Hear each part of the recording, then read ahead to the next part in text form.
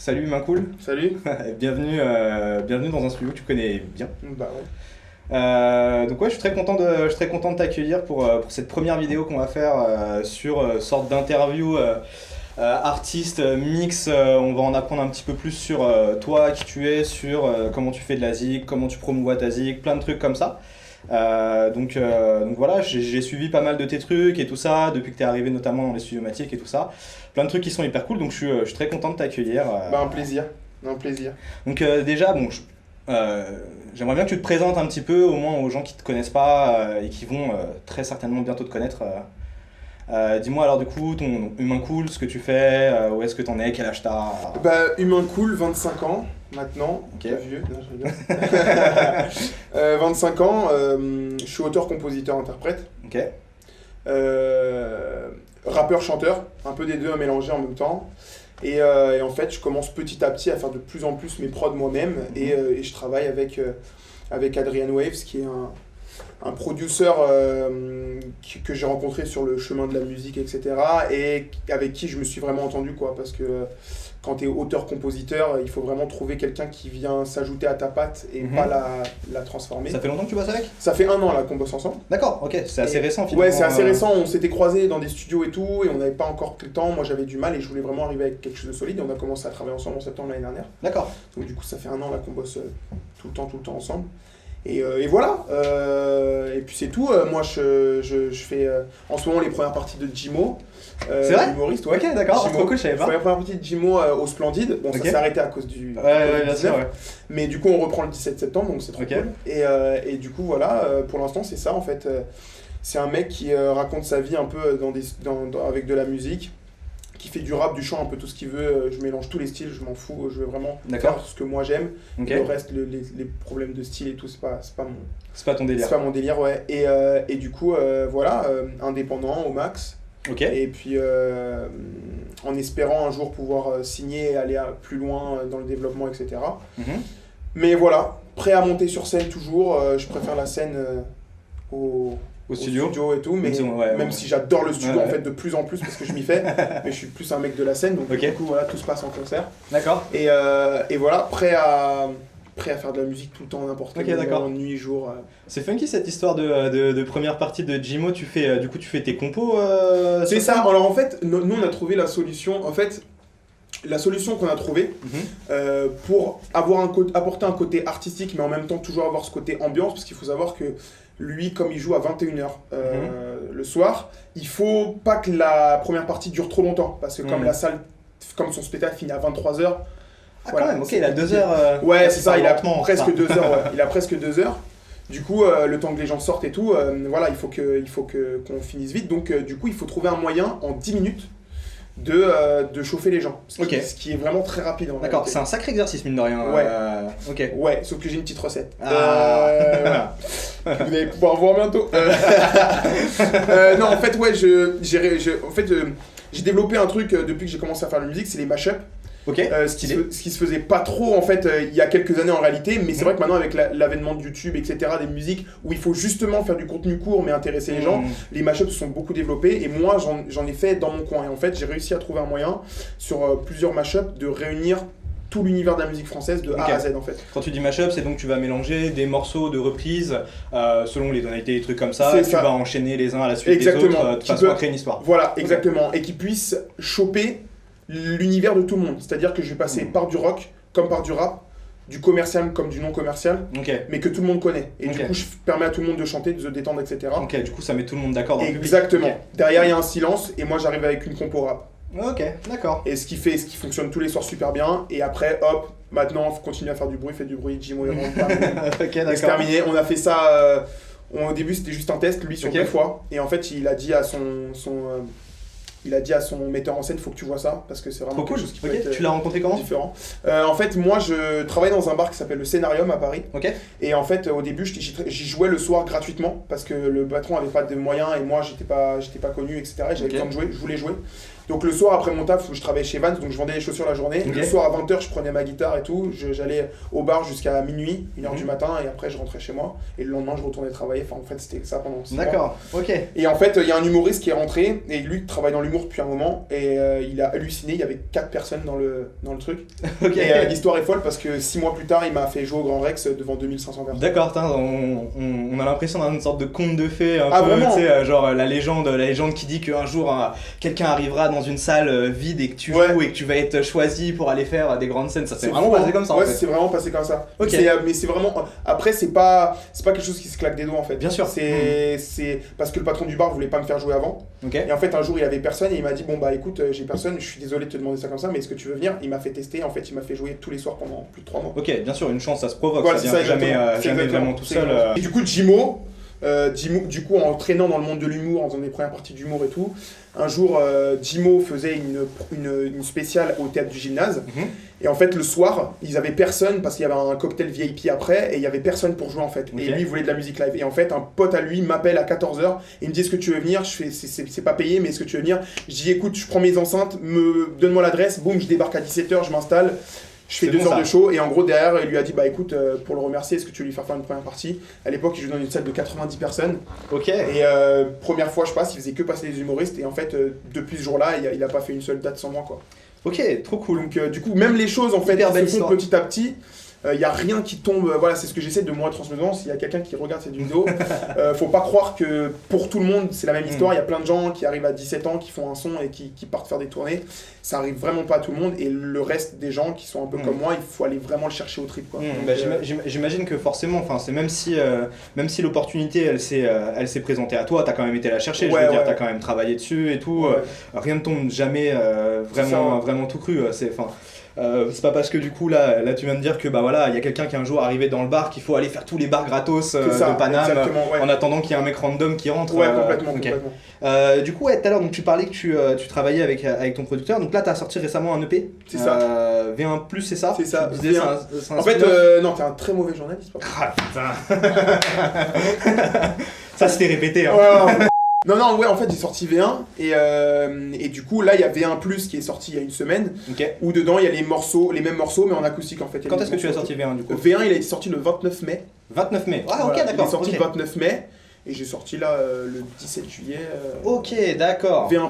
D'accord, ok. Avec les morceaux en acoustique. Je sais que je suis pas encore, tu vois, j'ai pas encore les moyens, ou en tout cas la communauté, ou assez de gens qui me suivent pour pouvoir laisser beaucoup de temps et que le projet, en fait, finalement, plus tu as du monde, plus le projet vieillit avec du temps. Là, si tu veux, quand tu n'es pas trop connu, il y a très peu de gens qui t'écoutent, donc il faut essayer de proposer le plus souvent possible de la nouveauté. Et du coup, là, je me suis aussi, en même temps, le fait que je puisse maintenant venir à Studiomatic, ça me permet maintenant de pouvoir même proposer aux gens toutes les 2 semaines une nouvelle compo qui sort sur les plateformes, ça, c'est une cool. nouvelle vidéo, et de me dire en même temps, comme je suis au studio et que j'ai le temps de venir et que je peux faire comme je veux, parce que moi, je suis venu... en illimité les gars. Du coup moi comme j'ai pris le forfait limité parce que je sais que je suis productif et que j'en ai besoin, du coup ça me permet aussi de, en même temps que je sors des sons tous les 2 semaines, préparer des projets qui seront sortis en complet tu vois. Donc je prépare 3 EP qui sont déjà à peu près prêts dans ma tête. D'accord, ok. Il suffit juste de les terminer, mais on en parlera après parce qu'on va parler de la composition et tout. Carrément ouais. Je rebondis juste là-dessus en fait que y a beaucoup d'artistes en fait qui ont cette conception de la chose de ok les morceaux ils se doivent d'être ultra parfaits, donc t'as des gens en fait qui vont sortir des morceaux tous les 2 ans, des albums tous les 2 ans, 3 ans avec une communauté parfois même inférieure en termes de nombre de likes, des trucs comme ça à celle que t'as. Toi tu penses que c'est pas forcément quelque chose de très pertinent quand on est un artiste qui débute ou des trucs comme ça de faire ce genre de choses? Ouais, et encore plus encore plus déjà aussi avec le fait que quand tu veux de la qualité, moi je pense qu'il faut mettre le prix parce que en fait si tu veux des choses de vraiment de qualité, il faut faire appel à des gens qui sont experts dans ce qu'ils font. C'est-à-dire qu'il faut pas croire, tu vois, même moi je me mets à faire de la prod, mais il faut pas se prendre pour ce qu'on n'est pas. C'est-à-dire que moi je peux faire de la prod, effectivement, comme la moitié des gens de cette planète, puisque la technologie nous permet. Maintenant, pour que ça sonne de telle manière, de telle façon, qu'il y ait ces effets-là ou ces effets-là, c'est un métier. Il y a des gens, ils font 5 ans d'école d'ingénierie du son. C'est pas pour rien. S'il y a des gens qui font des écoles de médecine, c'est pour être des chirurgiens et des gens qui vont te réparer le cœur. Bah, là, si tu veux, c'est un peu la même chose. Si tu as une prise qui est un peu compliquée, bah, tu as un mec, c'est le meilleur chimiste du monde, et bah, vas-y, avec quelques plugins sur un ordi, il va te faire quelque chose que certaines personnes auraient besoin d'avoir des gros studios pour pouvoir le faire. Donc voilà, ça c'est des choses qui se payent. Donc moi, c'est quelque chose que je peux pas faire forcément parce que j'ai pas les moyens. Mais par contre, quand je sors des projets, c'est-à-dire des EP, là je fais des choses différemment. C'est-à-dire que je paye les mixages, je paye le mastering, je vais voir la recherche va un peu plus loin. Quand c'est des sons que je sors toutes les 2 semaines, c'est des trucs qui me plaisent à moi et qui sortent de moi-même, qui sont pas passés dans d'autres mains, etc. C'est mon son et ça me permet à moi aussi de comprendre et de pouvoir expliquer aux gens avec qui je travaille ce que je veux. D'accord. En fait, tu gardes en gros une sorte de contact avec ta communauté par les sons que tu sors de manière générale à peu près régulièrement, toutes les 2 semaines, 3 semaines, un mois et tout ça. Par contre, quand tu as des projets un peu plus gros comme c'était le cas de ton EP, là tu vas travailler avec des gens pour le produire un peu plus. C'est ça, t'as tout compris. Ok, d'accord. Ok, c'est cool. Sachant que même sur les choses que je fais moi-même, je fais attention à ce qui est de la qualité. C'est-à-dire que Adrien va toujours passer derrière. Ok.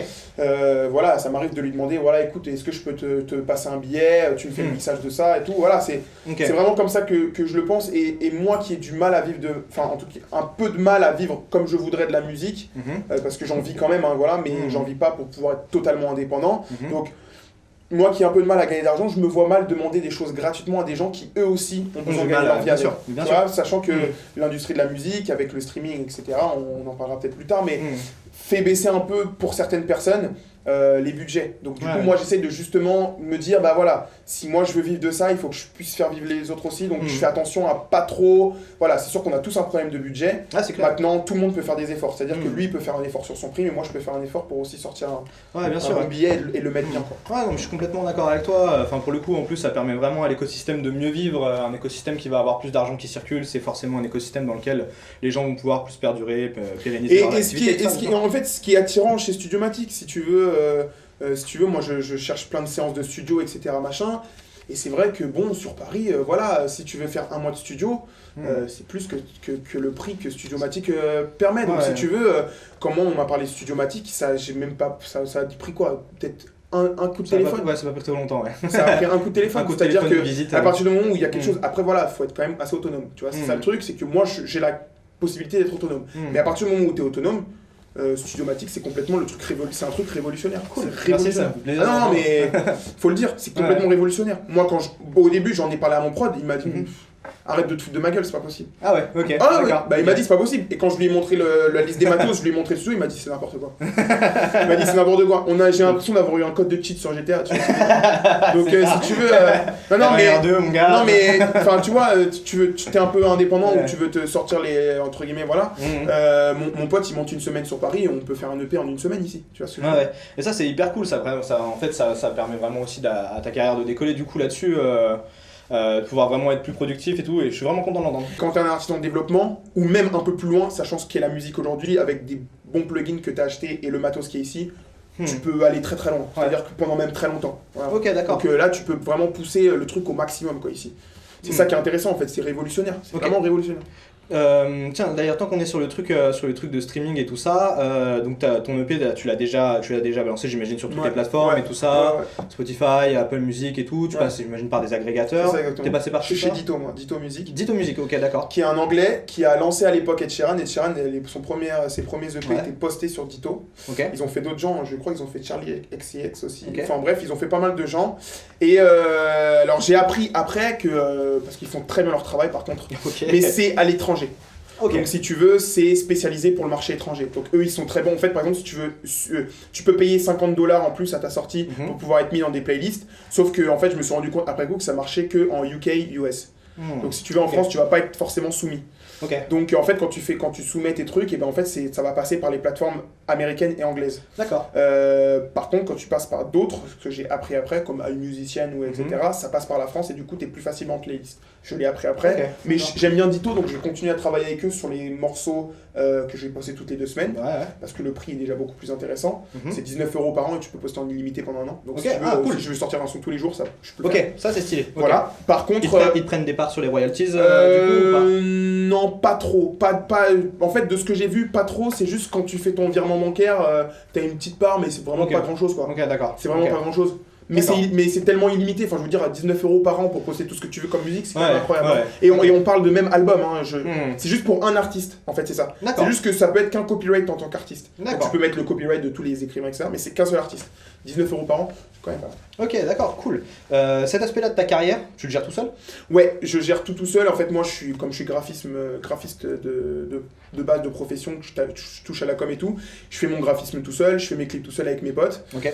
D'ailleurs, les 2 potes à moi qui me clippent, c'est des collègues à moi de chez Vans qui sont Ok, partis. stylé. En fait, Ah, moi, je suis bon. arrivé et ils ont tellement cru en moi et tout que je pense que ça leur a donné des idées de eux aussi croire en eux. Ouais. Et ils se sont dit, bah, si lui il est autant déter, nous aussi. Donc en fait, moi j'ai quitté mon taf l'année dernière Ok. en juin et eux en septembre ils ont arrêté quoi. Ok, Et ils ont bel tourné un esprit. clip. Du coup, D'accord. c'est incroyable quoi. Donc ça permet de réduire les coûts en fait. C'est ça qu'il faut aussi voir, c'est qu'il faut savoir qu'il y a plein de gens en développement, dans Mhm. tous les métiers en fait, Mhm. et que tout le monde a besoin de se faire la main sur quelque chose. Hmm. Donc faut pas forcément aller voir, voilà, il y a des gens très talentueux qui ont encore que 20 ans. Hmm. Donc voilà, malheureusement, que les gens le veuillent ou non, on est tous remplaçables. Hmm. Et que en fait, le Johnny Hallyday de demain, il a juste peut-être 5 ans aujourd'hui, et que ce mec-là, il coûte pas encore ce prix-là, donc profitez-en, il y a des gens talentueux autour de vous, faites confiance. Ok.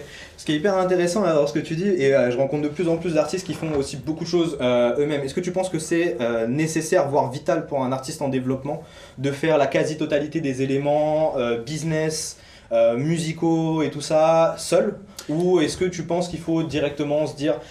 Il y a 2 écoles là-dessus, les gens qui vont dire ok, il faut que je trouve un label, il faut que je trouve il faut que je trouve ceci, il faut que je trouve cela parce que je suis pas capable de le faire. Qu'est-ce que tu penses toi de ça? Alors, de l'expérience que j'ai, Ouais. et parce que j'ai eu rapidement l'expérience d'autres gens aussi, et que je Mhm. m'intéresse énormément à l'expérience des autres, Mhm. je passe à peu près peut-être 8 ou 10 heures par semaine à regarder des biographies, lire des biographies, des interviews, etc. Mhm. pour comprendre tout ce business-là. Et en fait, en comprenant, c'est-à-dire qu'aujourd'hui, on a un monde dans lequel la musique et les labels et les majors, etc., ça a complètement changé. Mhm. C'est-à-dire que moi, j'ai des potes qui sont signés Mhm. et qui peuvent pas sortir ce qu'ils veulent parce qu'ils sont chapeautés, entre guillemets, Mhm. et que des fois, ils me disent, je suis content parce que je suis entouré, mais Mhm. j'ai pas les décisions de ce que je peux faire.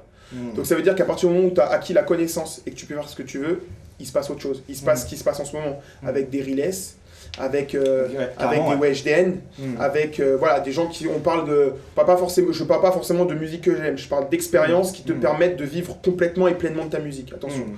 Donc voilà, avec des Jules, des gens comme ça qui vont comprendre un peu le business de la musique, qui vont le créer autour d'eux et qui vont justement l'exploiter. Maintenant, je comprends aussi les labels et les majors. Mhm. La musique devient quelque chose de plus en plus compliqué à rémunérer, Mhm. et du Bien coup sûr. ils peuvent pas mettre beaucoup d'argent sur un artiste qui peut être bon mais qui est en développement et qui va pas rapporter. C'est quand même une entreprise. Ils vont Bien pas sûr. vendre un yaourt qui n'intéresse personne, Bien sûr. même s'il est très bon. Hein. Mhm. Ça se trouve, il y a le meilleur yaourt qui est dans le truc, mais ils le savent pas parce qu'ils vont pas forcément goûter dessus. On parle de business Mhm. musical aussi. Ouais, Donc bien sûr. voilà, faut savoir se vendre, etc. Donc, en ayant l'expérience de ça, je pense que c'est très très important qu'un artiste comprenne que du jour au lendemain, il peut se retrouver en label, mais que du jour au lendemain aussi, ils peuvent ne pas avoir trop de budget pour lui et se retrouver très seul. Mhm. Et qu'à Ok. partir du moment où on est seul, il vaut mieux commencer seul, rentrer quelque part, ressortir seul, mais on sait déjà ce que c'est. Mhm. Parce que, bon, grandir dans une bonne maison et se retrouver dans la jungle, une fois que tu es dans la jungle, tu sais pas trop comment te débrouiller. Donc Très moi, je sais intéressant. débroussailler et me faire un chemin, tu vois ce que je veux dire. Ok. Donc, et puis même si je vends la belle, je sais ce que je veux pas, et je sais aussi ce que je veux. Donc c'est-à-dire que moi, je peux orienter l'équipe, ce qui est aussi cool pour eux, parce que ça va leur dégager aussi du budget de plein de choses. Mhm. Moi, demain, je suis signé en maison de disque, ils vont pas avoir besoin de 50 milliards de séances de studio. Moi, je sais où je veux aller. Donc s'ils me signent en tant qu'artiste, ils savent ce que je veux. Ok. Donc, ce qui est bien. Moi, je pense que c'est vraiment. Et c'est l'évolution de la musique. Mhm. Florent Pagny, je crois que c'est Pagny l'année dernière, quand il y a eu les victoires de la musique, a fait un long discours, parce que c'était le parrain du truc, et il a fait un long discours en disant attention, les maisons de disques, on vous voit venir, on sait comment ça se passe. Mhm. N'oubliez pas qu'on commence à se débrouiller tout seul. Et pourtant, Mhm. c'est Florent Pagny, quelqu'un qui a profité de cette industrie au moment où c'était Mhm. plus prolifique. Et justement, alors, est-ce que c'est Florent Pagny ou Obispo? Je veux pas faire d'erreur. Mais c'est un des deux Un des deux, ouais.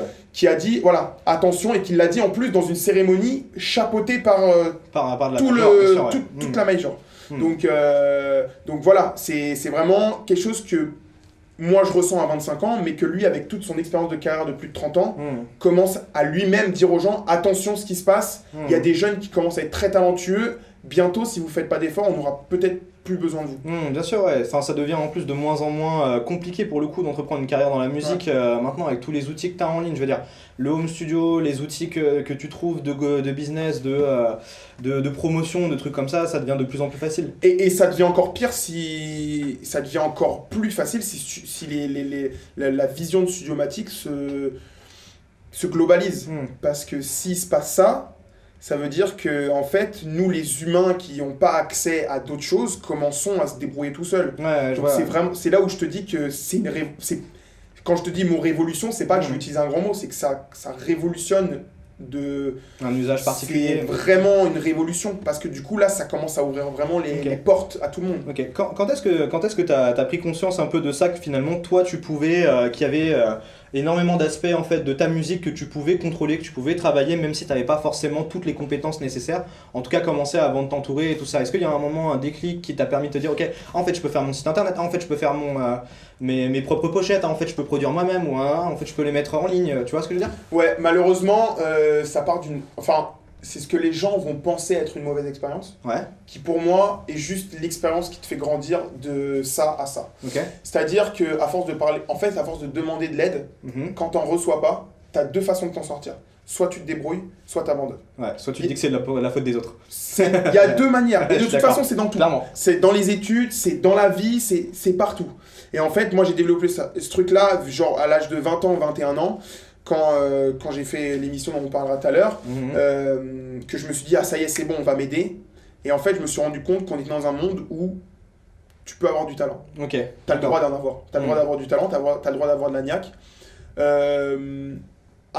Pas avoir de courage, t'as pas trop le droit. Sinon, t'échoues, en fait. Et du coup, moi, j'ai dit, ok, vous voulez pas le faire, moi, je vais le faire, mais mieux que vous. Alors, en se disant ça, tu te dis mieux que vous, c'est un peu prétentieux. Mais si, comme la grande phrase dit, si tu veux aller sur la lune, au pire tu tombes dans les étoiles. Bref, en gros c'est ça que je me suis dit, je vais me fixer des objectifs hauts et au pire j'aurais appris énormément de choses. Et en fait c'est comme ça que je suis arrivé là. C'est qu'en fait je me suis dit, en fait personne ne va le faire pour moi. Et j'ai pas les moyens, j'ai pas l'argent, mes parents sont pas dans la musique, ils connaissent personne, on n'a pas les moyens, mes parents n'avaient pas les moyens de me payer des cours de guitare ou quoi, donc j'ai appris la guitare tout seul, j'ai appris à chanter tout seul, j'ai appris à rapper tout seul, j'ai appris à m'enregistrer tout seul, tu vois, c'est petit crescendo. Et au final tu te rends compte que oui, si tu as la détermination et que tu veux apprendre des choses, le monde est complètement fait aujourd'hui pour que tu puisses apprendre tout et n'importe quoi. Donc voilà, c'est juste ça. Donc le constat en fait il vient de là en fait, c'est de là que je me suis dit ouais putain un graphiste, combien ça coûte pour que vous me fassiez une pochette? 2000 €? Ok bon je vais acheter Photoshop. Voilà, et puis tu te rends compte qu'en fait je comprends pourquoi c'est ce prix-là. Parce que c'est des choses que tu apprends, mais il n'y a pas vraiment d'école réelle. C'est ta créativité, ton sens, donc tu payes aussi ça, c'est de l'art. Mais je peux le faire. J'ai un ordi, j'ai Photoshop, je peux le faire. Ça va me prendre 2 ans à apprendre. Donc là, moi, j'ai commencé la prod à 20 ans. Et il n'y a que maintenant, à 25 ans, que je commence à faire des choses potables. Ça a pris 5 ans, mais tout seul. Bien sûr, ouais. Des heures, des nuits, des séparations amoureuses aussi, des potes que j'ai perdus, des boîtes que j'ai pas fait, des voyages que j'ai pas fait à l'autre bout du monde.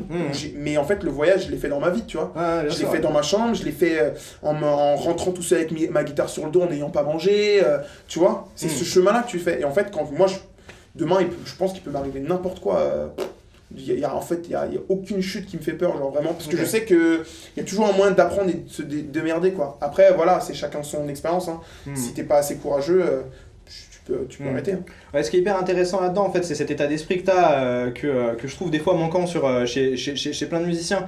On en rencontre beaucoup, évidemment, dans les studios et tout ça. Beaucoup qui viennent nous voir et qui, en fait, pensent que la musique, c'est quelque chose de tout cru. Quelque chose dans le sens où tu vas arriver parce que tu chantes bien, parce que tu as des belles paroles, et encore ça reste très subjectif, tu vas être signé par tel label, tel truc, ou tu vas réussir à collaborer et tout. Je trouve ça vachement intéressant que tu en parles de cette façon-là. Tu parlais de cette expérience qui était presque une mauvaise expérience, dont tu disais la télé, bon, pour mettre les pieds dans le plat, qu'on en parle un petit peu. Donc j'ai vu quelques passages de toi, donc tu as fait la Nouvelle Star.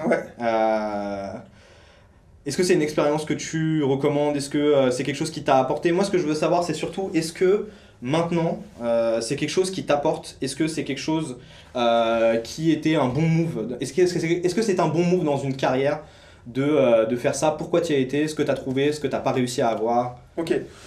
Pour faire chronologiquement parlant, pourquoi j'ai été? Parce que il faut bien à un moment, il faut qu'il y ait une expérience dans ta vie où tu te dis je suis capable de faire ça. Il te faut une expérience dans ta vie qui te dit c'est bien d'avoir des rêves, c'est mieux si c'est quand même quelque chose qui est réalisable dans le sens où tu as les moyens physiques et techniques de le faire. Donc il faut faire quelque chose.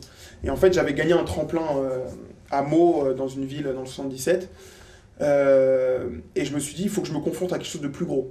Ça peut pas être assez un truc, voilà. Et je voulais faire un truc national. Donc moi, je m'y présente, mais je voulais faire une compo. Et on n'a pas le droit de faire des compos. Je savais pas. Là, Ok. voilà, donc c'est interdit. Ok. Quand tu te présentes au pré-casting, t'as pas le droit de faire de compos. Ok, d'accord. Mais j'aime pas qu'on me dise que j'ai la faire. Ok. J'ai pas été j'étais un bon élève, mais j'ai pas été un bon écolier. Je faisais souvent, voilà. Moi, quand il y a un truc qui me plaît pas, je le dis. Et quand je veux faire ce que je veux, je le fais. Donc du coup, moi, j'y vais. J'ai fait, par contre, ma première chanson sera une compo. Et en fait, ils ont appelé le directeur de casting et, sur ma compo. Et ils ont dit, c'est chambé et tout machin. Et du coup, j'étais le seul de mon année à faire une compo sur toutes les...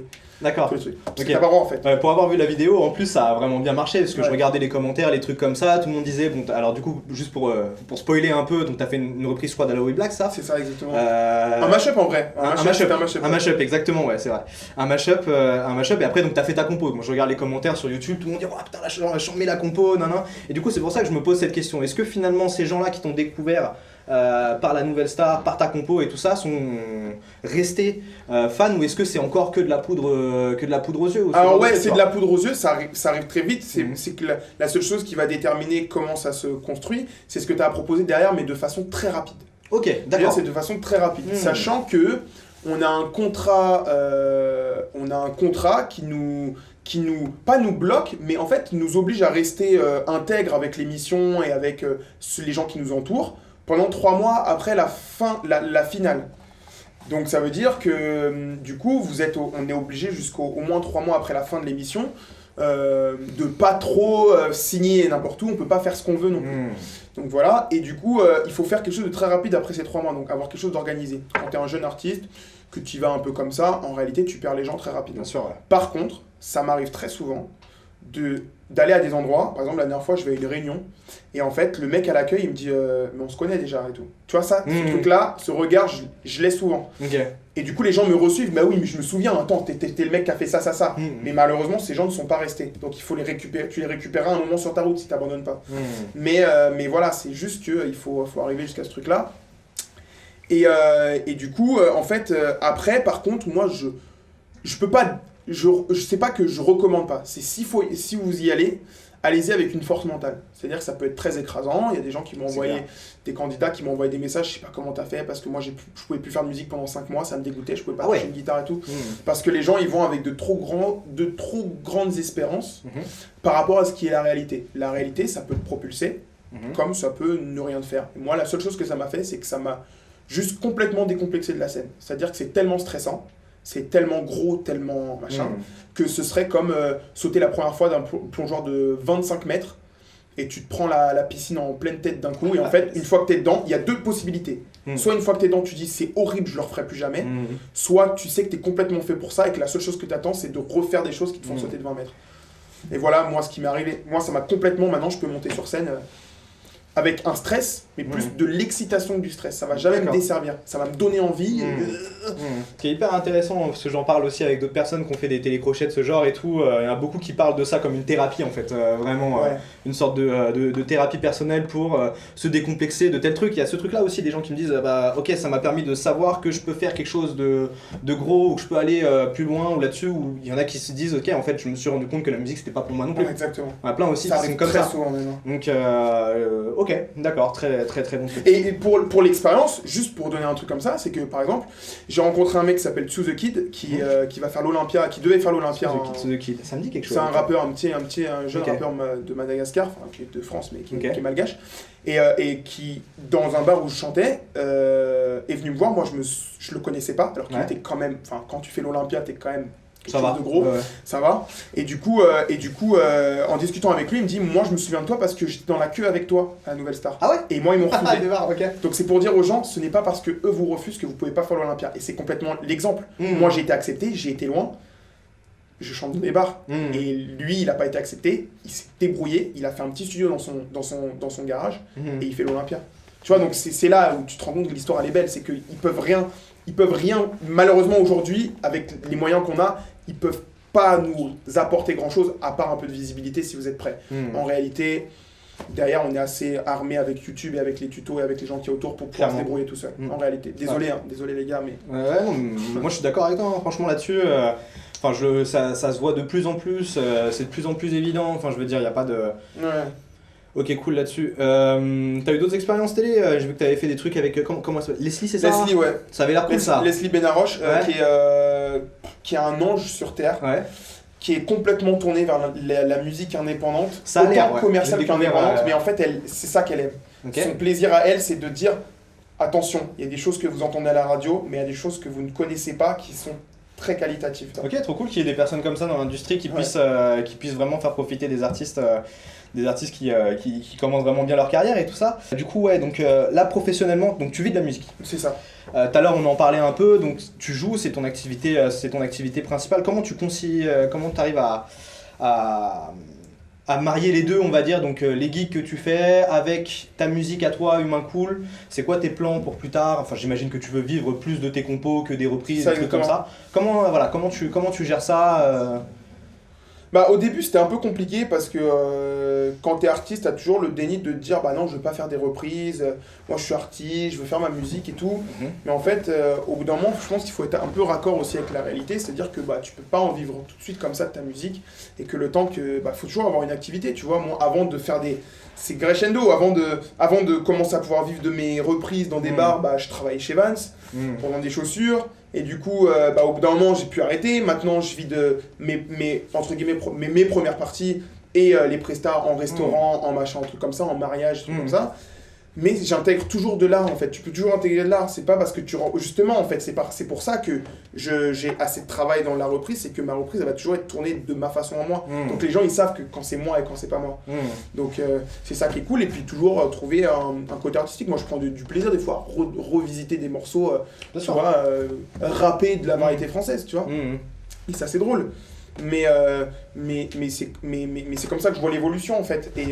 Et du coup là, bah voilà, maintenant moi je fais des concerts dans des bars, dans des mariages, quand on a besoin de moi de prestats, de trucs. Des fois, c'est drôle parce que des fois ça va être des anniversaires où au final ils veulent pas de reprise, bah ils veulent vraiment Maïlik qui C'est viennent cool. jouer. Donc ça c'est cool.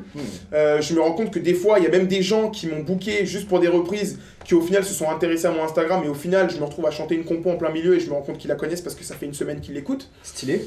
Tu vois, c'est des trucs en fait, et c'est par là que ça passe, parce que dans les mariages, dans tout ce que tu vas faire, bah il y a des gens en fait dans ces endroits. Moi, j'ai un restaurant où je joue, il y a Angèle qui vient. Et demain, bah Angèle elle a aimé, bon bah tiens, je te mettrai bien sur une petite première partie là, que j'ai, il n'y a pas de première partie, viens, tu vois ce que je veux dire? C'est comme ça qu'en fait les choses se font. Donc en fait, tout sert à quelque chose, c'est-à-dire que voilà, il n'y a pas de mauvaise expérience, il n'y a que des tentatives à faire, je pense. Ouais. Ce qui est intéressant, c'est qu'en fait, tu as l'air vraiment aussi de capitaliser sur chacun des éléments que tu fais. C'est-à-dire, tu vas aller faire des dates, tu vas toujours être alerte en fait au fait qu'il y ait potentiellement des gens Ouais, qui puissent te propulser dans ta musique et tout, et tu vois chacune des expériences que tu fais comme une bonne expérience. ouais, c'est ça. C'est ça, et puis en plus, c'est en vivant des choses que tu enrichis ta musique. Parce que moi, du coup, il peut m'arriver d'aller en soirée faire. Enfin, ça m'est arrivé en fait, il n'y a pas longtemps. Je vais en soirée pour une privatisation, je me retrouve à discuter avec une meuf qui a une vie extraordinaire, tu vois. Et en fait, en discutant, bah, tu vois, le soir, je rentre, je vais en studio, j'écris une chanson sur elle, tu vois. Ok. Et en fait, ça, c'est des choses, si tu vas pas. Enfin, c'est des choses que je refuserais, tu vois, je refuserais de faire des privatisations parce que non, je suis un artiste, moi je fais des compos. Bah, cette meuf-là, je la rencontre pas et la chanson, je l'écris pas. Ou, tu vois, enfin, plein de trucs comme ça. Même, tu vois, je suis sur la route, moi j'ai toujours un. Même quand je suis pas en studio ici, j'ai un studio portable, donc je prends une petite carte son qui se connecte en USB avec mon truc. Ça peut m'arriver de me retrouver dans un champ et de composer une musique comme ça. Et c'est l'endroit où je suis qui m'a inspiré. Mais si j'ai pas fait ce voyage-là, bah en fait, il y a rien, tu vois.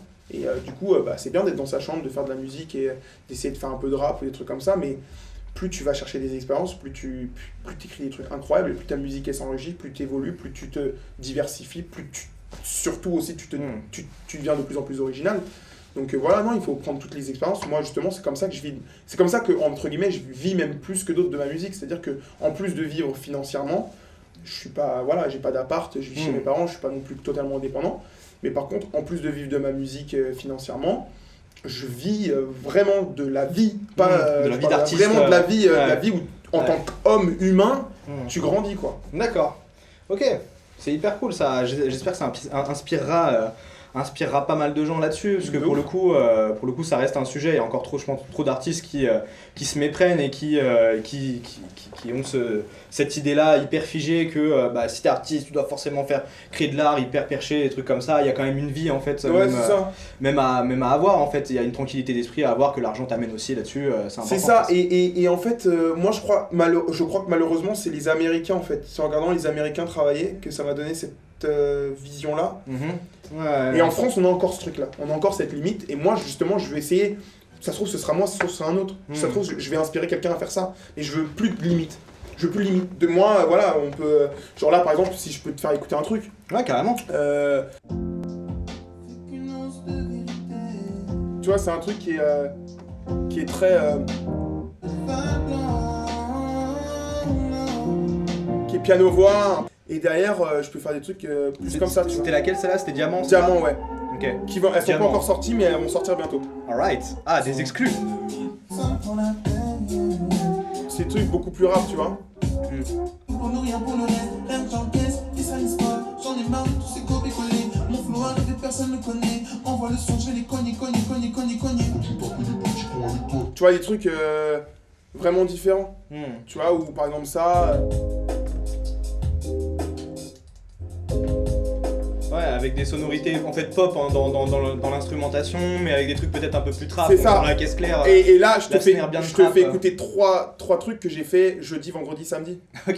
Tu vois ce que je veux dire? D'accord, ok. Donc c'est-à-dire que moi, je me laisse plus aucune limite. Mais par contre, si tu écoutes les musiques dans leur ensemble et que tu écoutes vraiment ce que je dis et ce que je fais, la plupart des gens qui me connaissent, par exemple, j'ai un pote qui bosse pour Julien Creusard, donc qui est genre quand même un des top qui a été patron de Capitol pendant longtemps, Ok. etc. Lui qui a une énorme expérience de la musique me dit mais en fait toi t'as l'impression de partir dans plein de trucs mais moi quand je l'écoute c'est complètement logique. Donc ça veut dire que en fait si à un moment tu travailles, ça prend du temps hein, mais au bout d'un moment si tu travailles ta compo, finalement au bout d'un moment tu vas te retrouver à pouvoir faire plein de choses qui pour les gens vont être quand même raccord. Ok. Et au début j'avais peur de pas être raccord et que du coup ce soit trop différent, mais en fait finalement ça suit. En fait, c'est vrai que les gens finalement ils se font un peu l'interprétation qu'ils veulent C'est ça. de ce que tu sors, tu vois. On en parlait tout à l'heure, ne serait-ce que pour les noms de chacun des morceaux et tout ça. Donc je t'ai dit, moi j'avais trouvé, ah ok, d'accord, j'ai vraiment l'impression que chaque morceau dans ton EP c'est en fait un sentiment particulier et ta musique elle met son. Et tu m'as dit qu'en fait il n'y avait pas tout le monde qui captait ce force. C'est ça, tout le monde capte. Chacun se fait son truc quoi. Ouais, c'est ça, mais je pense que ça va venir, c'est parce que aussi j'amène quelque chose de nouveau. C'est à chaque fois qu'il y a quelque chose de nouveau, on s'y fait. Mais c'est juste que le temps que ça se fasse, etc. Et du coup, j'ai pas eu le temps, j'ai pas eu encore trop d'interviews assez globales pour pouvoir expliquer le concept et que du coup ça devienne quelque chose de naturel. Mais en fait, moi, ce que je fais, toute ma musique, ça part d'un sentiment. En fait, c'est les sentiments que je ressens par rapport à la musique. Donc même si les gens donnent des noms à leurs trucs, eux quand tu vas leur parler, quand tu vas leur dire mais raconte-nous un peu ta musique Bella, tu vois par exemple de Maître ça. Raconte-moi ta musique Bella, bah c'est l'amour. Du coup moi j'aurais appelé ça humain amour, tu vois ce que je veux dire, ou humain aime ou humain tu vois humain, enfin voilà, humain s'attache ou tu vois. Et en fait c'est ça que je veux faire moi. C'est justement que les gens puissent donner le nom qu'ils veulent à la musique. Moi je leur propose un sentiment. C'est la seule chose que je veux en fait. Comme ça permet aux gens de décider bah si elle s'appelle Sans toi, la musique elle s'appelle Sans toi. Pour moi elle s'appellera toujours Humain Manque parce qu'elle part d'un sentiment de manque, c'est tout. Et ça ramène le truc à humain en fait. Parce que moi si je m'appelle Humain Cool, c'est parce qu'un jour, quand j'ai fait une scène, quelqu'un m'a dit putain mais t'es un humain cool. Et en fait ça parle, la musique part de là aussi pour moi, tu vois. Où j'ai toujours été quelqu'un où j'étais pas le mec populaire à l'école et tout. Et ça me frustrait de pas comprendre pourquoi il y avait des gens qui étaient populaires et des gens qui l'étaient pas, etc. Et je me suis dit mais pourquoi lui il est cool et pourquoi la meuf qui est là-bas toute seule en train de réviser dans son trip, elle est pas cool aussi. Peut-être que finalement elle aussi elle est plus cool que lui, sauf que la différence c'est que lui il est cool parce que les règles lui donnent le droit d'être cool. Enfin, tu vois, lui donne l'archétype du Comment mec t'es cool. arrivé dans la musique du coup? Tu veux savoir réellement? Vas-y. C'est grave drôle. Moi j'ai commencé à faire du rap parce que quand j'avais 12 ans, ça m'énervait en fait. Donc t'as commencé par J'ai le rap. commencé par le rap. Ok, d'accord. Ça m'énervait à 12 ans ce qui se passait et tout, machin, enfin que les gens. Parce que je racontais mon histoire moi en fait. Parce que j'aimais beaucoup Kerry James et Kerry James c'était un mec qui racontait la vraie vie, tu vois. Donc je commençais à faire ça. Du coup avec un pote on a commencé à faire ça. On faisait du beatbox, donc moi je faisais le beatbox. Pendant que lui faisait son couplet, lui il faisait le beatbox et on inventait des rythmes de beatbox. Ok. Tu vois, donc c'est les premières compos en fait, tu vois. Ouais, bien sûr, ouais. Et au final, ma prof de musique, elle a trouvé ça trop cool. Donc en fait, une fois, elle nous a pris pendant une semaine et tous les jours, elle nous faisait faire 3-4 classes. C'est fou en fait, t'avais déjà cette capacité limite à provoquer des rencontres avec des gens qui vont croire en toi, toi et qui vont te permettre d'aller un petit peu plus loin sur certains trucs et tout, c'est marrant. Ouais, c'est pour ça que finalement, la musique, c'est pas un truc. Je me souviens qu'il y avait une certaine journaliste, je vais même pas donner son nom parce qu'elle m'intéresse pas, mais elle disait que pour la plupart des gens, la musique, c'est un plan B. Et finalement, c'est là que tu te rends compte. C'est là que tu te rends compte que bah, finalement, malheureusement, je suis désolé pour elle, mais moi, si c'est un plan B, je l'ai vécu à 12 ans, tu vois ce que je veux dire. Donc moi, en fait, depuis que j'ai 12 ans, c'est malheureux, je peux faire plein de choses dans ma vie, mais il n'y a rien que je sais mieux faire que de parler de la musique, faire de la musique, et en tout cas en proposer aux gens. C'est la seule chose que je sais faire au max de moi. Donc à partir du moment où la société me donne pas cette possibilité-là, parce qu'on pense que c'est un plan B, moi je lui dis bah non, je suis désolé. Parce que quand les gens sont au travail, ils ont besoin d'avoir quelque chose qui leur aère la tête, qui leur permet de réfléchir, de penser, de se poser. Et c'est là en fait où tu sors le soir à 22h et que tu vas en concert, te prendre un gros kiff et que tu peux retourner le lendemain matin au travail en te disant putain c'était trop cool hier soir, j'ai passé une bonne soirée, que tu peux travailler tranquillement à faire vivre le reste de la société, tu vois. Donc nous on régule. Le truc c'est que quand les gens ont trop chaud, ils prennent un ventilateur, bah le ventilateur c'est la musique, tu vois. Et c'est comme ça que je vois ma mission. Donc si elle pense que c'est un plan B, non, c'est juste mon rôle en fait. Ok. Donc je suis arrivé là-dedans, donc voilà, au fur et à mesure j'ai commencé à faire ça. Après j'ai vu, il y avait un mec il avait toutes les nanas autour de lui avec sa guitare dans la cour. J'ai commencé toujours par une histoire de femme. Mais je vois pas, non mais je vois pas en quoi lui il a toute l'attention et pas moi. Ouais. Donc moi j'étais batteur à l'époque, j'ai fait 6 ans de batterie. Et du coup j'ai appris la guitare en 2 mois. Parce que je voulais que quand j'aille au camping, je sois le mec au coin du feu, tu vois. Au final ça m'a jamais aidé parce que je le dis à tout le monde, en plus de savoir jouer de la guitare, il y a une capacité physique à avoir qui n'est pas attribuée à tout le monde. Donc du coup, moi je l'avais pas. Mais voilà, au final, je suis tombé amoureux de la guitare et en fait aujourd'hui c'est devenu ma vie quoi. Et il n'y a pas un seul jour où tu vois, moi ça m'arrive même des fois de... une fois quand j'étais chez Lisa, donc que vous verrez après, quand je suis arrivé chez elle, je venais de passer une nuit complète au studio parce que j'ai fini à jouer à minuit à la Barba Negra, de minuit à 6h du matin, de minuit à 5h du matin, je suis venu là, le taxi m'a récupéré à 5h du matin pour aller à la gare de Lyon et être à 9h chez elle. Donc du coup, arrivé là-bas, je me mets à composer un peu dans son canapé et du coup, je m'endors. Mais tu sais, ça m'arrive souvent de m'endormir avec ma guitare. Du coup, tu vois, c'est des trucs où... Ça a complètement changé ma vie en fait. Juste cet instrument a complètement changé ma vie, ma façon de voir la vie, tu vois. Ok. D'accord. C'est trop cool. Et c'est comme ça que je suis arrivé dans la musique du coup. Ok. Ouais, en fait, moi je pars du principe qu'une chanson piano-voix ou guitare-voix, concrètement, tu peux faire ce que tu veux si elle est bonne dans la structure et qu'elle glisse toute seule. Okay. Concrètement, derrière, peu importe. Moi je m'en fous. Justement, ça me permet moi derrière d'être complètement libre. Si je veux, je me dis, bon, vas-y. En fait, ça me permet surtout de pouvoir faire 4 ou 5 façons différentes de la faire. Trap, hip-hop années 90, un peu plus rock, un peu plus acoustique, que du sample. Ça me permet de complètement... Et de me dire au final, bon regarde, je suis parti d'un guitare-voix, j'ai habillé tout autour, de toute façon la structure elle est là, je peux même... Là pour Humain Manque, tu vois, marrant, Humain Manque, il me dit, bah on sait pas, Adrien il me dit, je sais pas comment on va la faire, fais une prise en une fois, guitare-voix comme ça, j'ai jamais refait de prise. Ça aurait pu être, on aurait pu faire mieux en voix, on aurait pu faire, mais pas authentique. Donc qu'est-ce qu'on s'est dit ? Bah écoute, je vais prendre ta piste de voix, ta piste de guitare, je lui ai envoyé brut comme ça. Il a juste mis ce qu'il fallait derrière, on a fait tout autour. Après c'est Adrien, c'est un mec, voilà, il a quand même il a un petit disque d'or et tout. Ok, cool. Donc c'est un mec qui quand même sait ce qu'il fait. fait. Un peu de magie quoi. Ouais voilà, mais pas assez de confiance en ce mec-là, enfin l'industrie lui a pas encore assez donné de confiance et j'aimerais bien que ce soit moi qui soit le mec qui l'aide à monter plus haut. Ouais, de ouf. Et du coup, voilà, donc du coup, on fait ça, et tu vois, voilà, c'est comme ça que moi je joue la musique. Si t'as un bon guitare-voix, derrière tu peux, ou piano-voix, derrière tu peux enlever ton piano et garder ta voix et construire tout autour. De toute façon, peu importe ce que tu fais, ça va être bon. Ça va fonctionner. Ça va fonctionner. Bon, c'est autre chose. Bon, c'est les gens qui... En fait, bon, c'est les gens qui le décident. Ouais, ça c'est subjectif. Subjectif. Bon, c'est complètement les gens qui décident. Une bonne musique, pour moi, c'est celle qui me plaît. C'est celle où je me dis, bah, moi, je peux m'écouter. Moi, je peux m'écouter et me dire, putain, c'est trop cool, c'est bien. C'est bien ce que j'ai fait. J'ai fait un beau tableau, tu vois, regarder ton tableau de loin et dire, ouais, c'est bien. Stylé. Voilà. Ok, d'accord. C'est ça. Ok, cool. Donc, je compose tout guitare-voix ou piano-voix et après, je construis autour.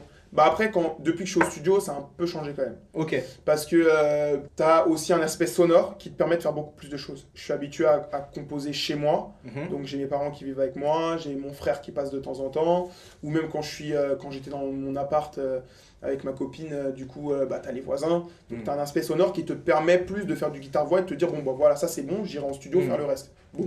Maintenant que je suis là aujourd'hui, ici, je fais mon guitare-voix en 2 secondes réellement. Puis derrière, tu vas travailler plus peut-être des textures, des trucs comme ça, le son. Exactement. Ok, d'accord. C'est vachement cool cette conversation, j'ai appris plein de trucs. Qu'est-ce que t'en penses toi, Ferdi?